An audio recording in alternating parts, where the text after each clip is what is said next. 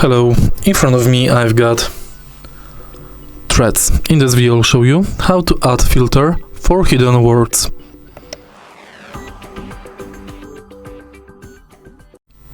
If you want to automatically remove or hide posts with restricted words, firstly go to Profile and Menu.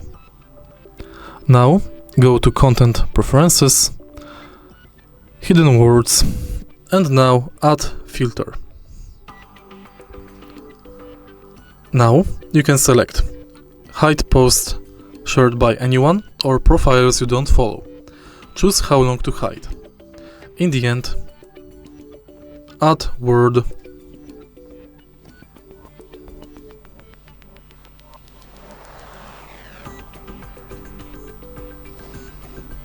To remove it, select remove. If you find this video helpful, please leave like, comment and subscribe.